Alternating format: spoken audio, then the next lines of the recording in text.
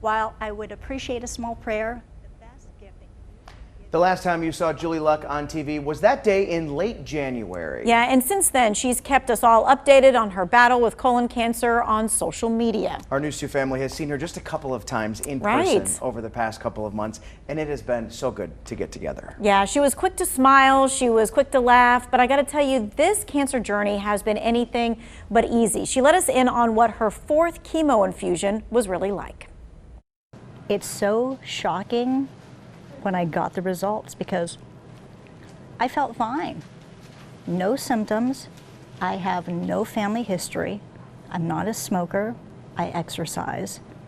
So getting this diagnosis, so shocking to me. Reality quickly set in with a surgery, CT scan, a chemo infusion treatment every 3 weeks. First thing people are asking, my hair.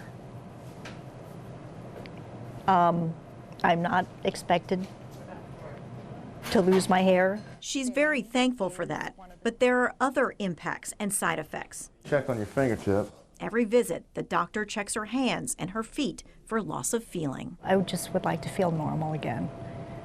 But they're saying that, Dr. Cheryl was saying that the neuropathy could last months. So I just have to get used to it. The impacts are hard to get used to. Nausea 24/7, ever-present fatigue.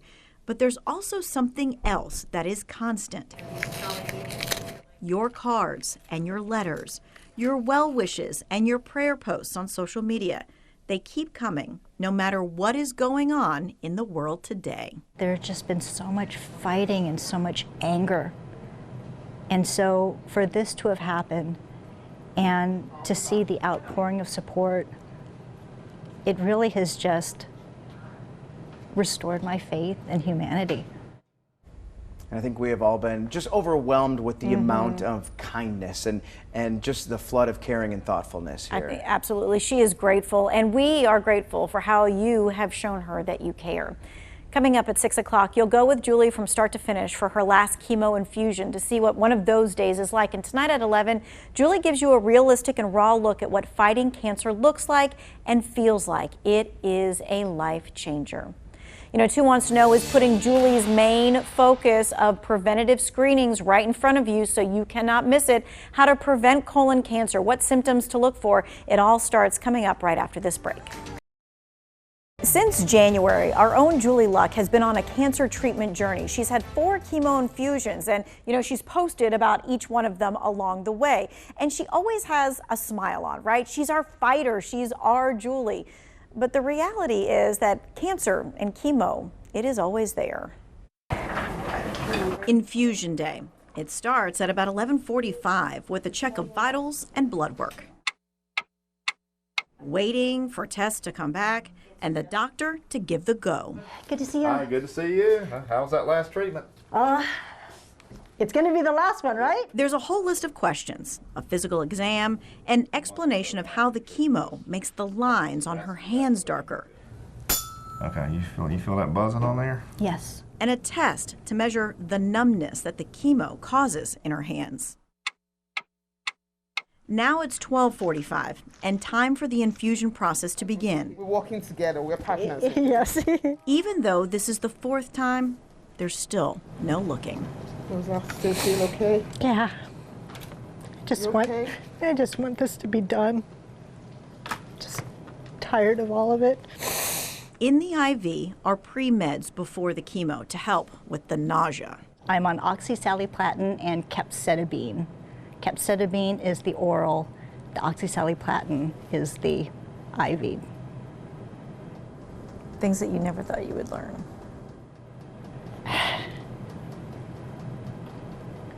I know way too much now. Things I wish I didn't know. Julie never had symptoms of colon cancer, but now she's feeling every impact of cancer. The treatment means endless fatigue and nausea, a compression sleeve to help with the pain in her arm from the IV, and extreme cold sensitivity that causes electric shock feelings when she touches anything cold. I didn't know a screening or a colonoscopy could have prevented me from being in this situation. And this is the reason why I'm wearing this hat. Check your colon. She laughs, of course, but she is serious about screening. From the time she announced her colon cancer, Julie has had one message. The best gift that you could give me is for you to get that colonoscopy that you had been putting off, or make sure you get it when you turn 45 years old. And the community responded, sending her messages and posts about making their colonoscopy appointments, getting it done, and talking about their results. You know, and if this is the catalyst, if this is the wake-up call, so be it. I would like people to look at my situation and say, you know what, this could be me. We left around 3 that day of that last treatment, and Julie was still there. The infusion takes several hours. Remember that she got there before noon. She didn't even leave until 5 o'clock. And I give you all of those numbers to say this. If you think that you don't have time to go to the doctor, I want you to think about the time that you'll have to spend if you don't. Julie wants you to learn from her experience. Tonight at 11, she's giving us a very realistic and raw look at how cancer and the treatment of it changes your life. When you hear the word cancer,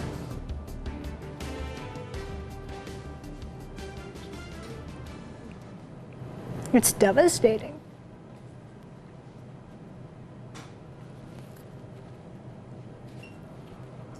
It's frightening, and you just don't know what to expect. And when it happens to someone that you love and someone that you work with day in and day out, someone that you see on TV every day, you don't know what to expect either. Our own Julie Luck got her colon cancer diagnosis in January, and since then she's been getting chemo every 3 weeks. And just recently, we went in for what we pray will be the last infusion. It's the last one. I've been waiting for this day for a long time. It's a good day. It is a good day. Chemo infusion number 4. Julie updated everyone on social media saying it is a time of cautious celebration. Because the reality is, A lot of praying. I just want this done. It's not fun to you just taking it one day at a time, you know? The prayers really are just a matter of, please let this be the last one. Let it be done. Let it be working. Let it be working the way it should. Julie's cancer treatment journey started in January with a colonoscopy, then a surgery, a CT scan confirming the cancer spread. I was hoping the surgery was going to be enough, and it wasn't, so here I am. 4 chemo infusions, sitting in this chair for hours each time. She says it's lonely, but this is the easy part. The nausea and the fatigue are ever present. And the meds, so many of them, they only help so much. I have this constant sour, metallic taste in my mouth. And so for the last 3 months, I only use plastic utensils because using like a metal fork will just